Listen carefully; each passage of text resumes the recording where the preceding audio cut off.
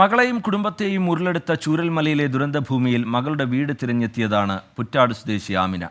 പേരക്കുട്ടിയുടെ മൃതദേഹമെങ്കിലും കിട്ടിയാൽ ഖബറടക്കാമായിരുന്നുവെന്ന് ആ മുത്തശ്ശി പറയുന്നു. കരൾ പിളർക്കുന്ന വേദനയോടെയാണ് അവർ സംസാരിക്കുന്നത്.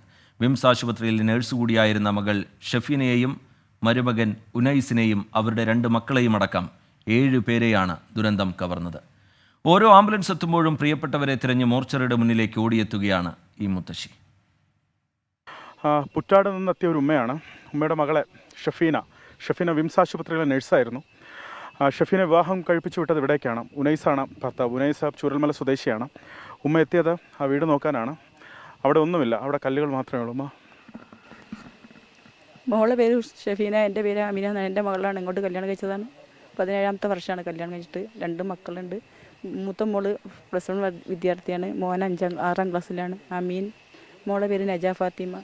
പക്ഷേ ഞങ്ങളിവിടെ നിന്ന് കാണാൻ വേണ്ടി അവളമ്മയാണ്. ഞാൻ മനസ്സ് അനുവദിക്കില്ല. എനിക്ക് ഇവിടെ നിന്ന് കാണണം തന്നെ. പക്ഷേ അവിടെ ചടങ്ങുകളൊക്കെ കഴിഞ്ഞിട്ട് വരാമെന്ന് ഞാൻ ഓർത്തത്.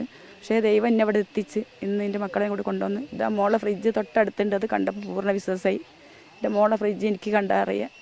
അവൾ പ്രത്യേക ഫ്രിഡ്ജിമിലൊക്കെ ഒട്ടിച്ചൊക്കെ വെച്ചിട്ടുണ്ട്. അതുകൊണ്ട് പൂർണ്ണമായിട്ട് എനിക്ക് മനസ്സിലായി ഇത്രയും സ്ഥലത്താണെന്നുള്ളത്. ഇപ്പോഴും ഞാൻ പറയും, ഞങ്ങളെ പൊന്നുമോളെ കിട്ടിയിട്ടില്ല, മോളെ കിട്ടിയിട്ടില്ല. നജാ ഫാത്തിമിനെ +1 വിദ്യാർത്ഥി. ഇപ്പോഴും എൻ്റെ സംശയം ഇതിൻ്റെ ഉള്ളിൽ എവിടെയെങ്കിലും ഞങ്ങളെ കരളിൻ്റെ കഷ്ണം കിടക്കുന്നുണ്ടെന്ന് ഞങ്ങൾ അവൻ്റെ ഉമ്മനെയും കിട്ടിയിട്ടില്ല.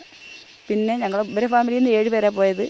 ഇതിൻ്റെ അളിയനും പെങ്ങളും, പിന്നെ എൻ്റെ മോളും ഭർത്താവും 2 മക്കളും അവൻ്റെ ഉമ്മയും. പക്ഷേ 5 ആളെ കിട്ടി ഞങ്ങൾക്ക്. ഇങ്ങനെ 2 പേരെ കിട്ടാൻ. വീടിൻ്റെ ഏരിയയാണിത്. ഈ ഫാക്ടറിയിൽ എപ്പോഴും ഞങ്ങൾ വിളിക്കുന്നതാണ്. ഈ ഫാക്ടറിയിൽ പണിയെടുക്കുന്നത് പോയി കാണാം, അങ്ങനെ ഇങ്ങനെയൊക്കെ പറഞ്ഞാൽ കാണാൻ. ഫാക്ടറി അവരെ വീടിൻ്റെ അക്കരയായിരുന്നു. ഇപ്പം നിരന്ന് പോയി ഒന്നും മനസ്സിലാകുന്നില്ല. പക്ഷേ മോളെ ഫ്രിഡ്ജ് കണ്ടപ്പോൾ എനിക്ക് വേഗം മനസ്സിലായി ഇത് മോളെ ഫ്രിഡ്ജാന്നുള്ളത്.